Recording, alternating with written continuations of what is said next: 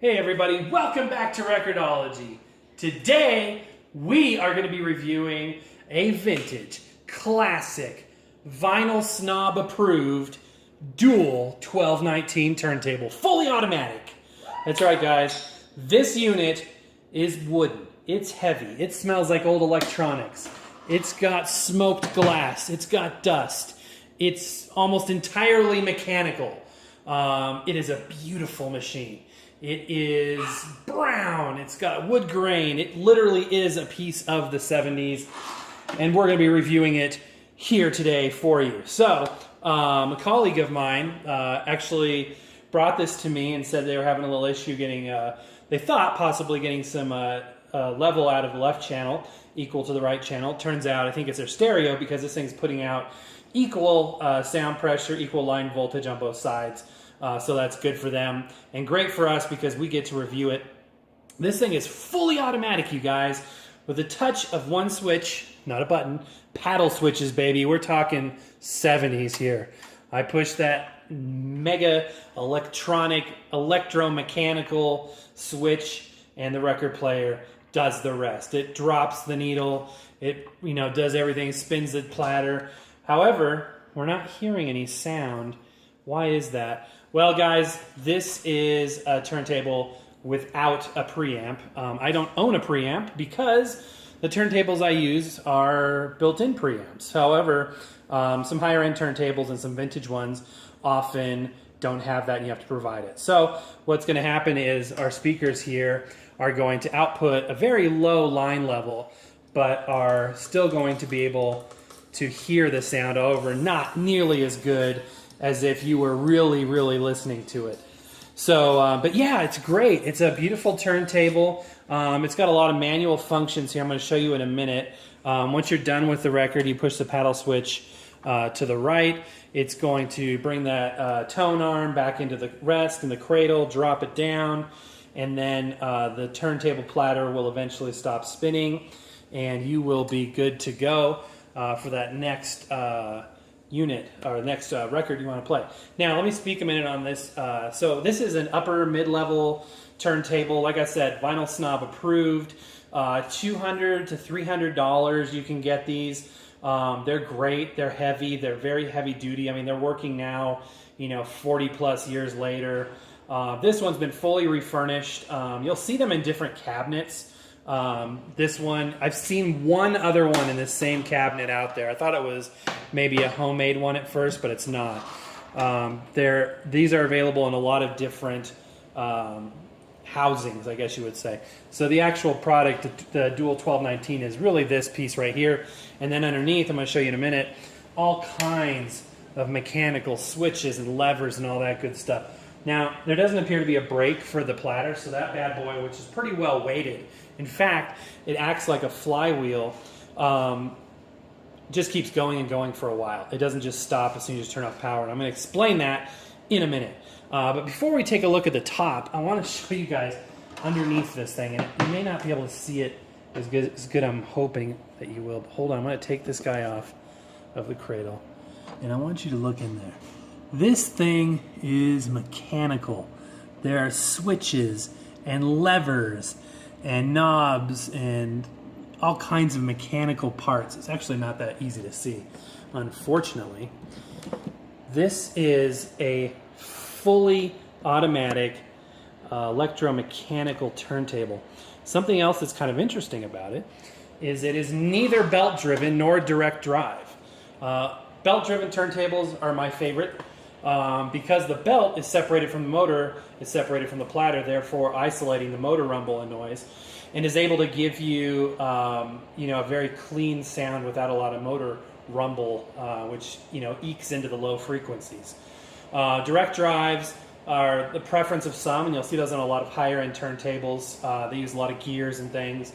However, the platter's in direct communication with the motor, and therefore some noise can be communicated. This uses something altogether different. This uses a flywheel system where underneath the platter, now I'm just going to lift on this. I don't know if I can actually, I don't want to break this. Oh wait, we're going to be able to pull it off, I think. You know what, I'm not going to lift that off. That's really heavy. But basically, the motor is attached to a cog, like a 2 to 3 inch wheel that's made out of rubber, about that big. And that wheel sits inside here and spins the platter. Basically, it's gear driven. There's a wheel, rubber wheel, that turns the platter. And it isolates the motor noise because there's rubber between the platter and the motor. And people really prefer it. It also, as you can tell, takes a long time to slow down. So that means that you're really getting that flywheel effect, which means there's inertia when the platter is spinning. It keeps things constant, keeps things powered. They don't even make those kind of parts anymore. You can't buy flywheel motors. But these are really preferred by a lot of people. They turn out a really good low end, really good bass response. So I wish I had that preamp.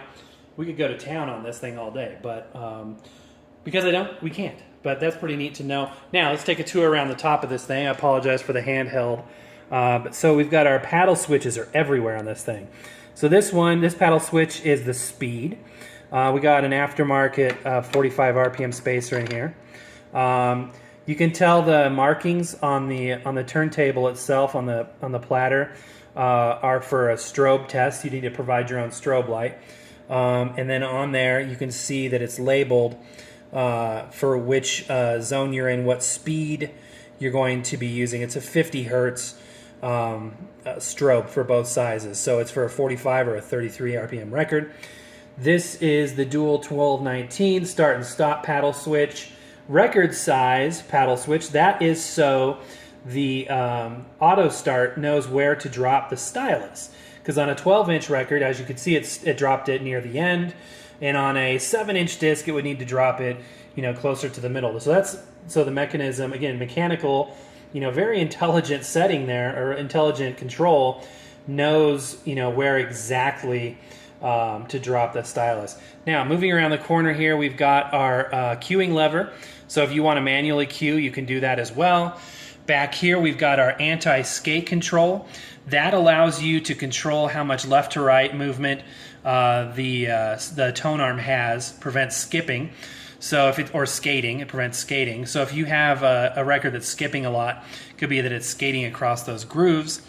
And in the back there, we've got a switch to select between single, tracking, and multi as well, which is super, super cool. We've got the gyro tone arm counterbalance, which can be manually set there in the back. There's also a dial adjustment right there in the middle of the gyro. Super, super cool. Again, guys, this is the real stuff, but I really want to focus on this bad boy under here. Take a peek at that head shell assembly and cartridge. That, my friends, is a Grotto head and Grotto stylus. Now, this is the Prestige series, which is, and I'm going to back out. I don't want to bore you to death or annoy you to death with my shaky camera work, but that Grotto head is a Prestige head. Now, there are two variants of the Prestige head. By the way, that's new. That's a new element to this turntable. Obviously, you can replace your stylus all day long. But there are two variants to that Grotto head and stylus assembly. There is the red and the blue. Now, the blue makes up the majority of the Grotto Prestige styli, I guess you would say. It is about a $130 to $230 stylus, which is great. I mean, it's a very high quality one. It's on par with Shure's. It's on par with the upper end Audio-Technicas or mid-grade Audio-Technicas. It's a great head, great stylus. However, I think it was 6%, maybe 10% of the Prestige assemblies that come off the line are past a higher level specification than the blue, and they are marked as red. So if you get a red stylus off the production line, they sell those as the red edition, and they go for almost $700. So again, super high end quality. Wish I could play more for you on this. Not able to do that. I got these speakers set up for another project, so I thought I would show you a little bit of volume out of it. Anyway, but this thing is a beast. It's beautiful. It's been refurbished head to toe. New stylus in there. Everything's been cleaned out. It's in perfect working order, guys. This is a really cool turntable. So something different if you're, if you want to go for the 70s era, 60s era equipment. This is like 71 to 74. If you really want to go for that with your $200 to $300 instead of a newer but vintage looking piece of equipment, this is another route to take. So if you like the style, if you like these types of features, then this might be right up your alley. The Dual 1219, you guys, it is Vinyl Snob approved. It's Record-ology approved. It is super, super good, super cool device. So anyway, I hope you guys enjoyed this. Apologize I don't have the preamp to show you all of its features, but it's a beast. It's beautiful.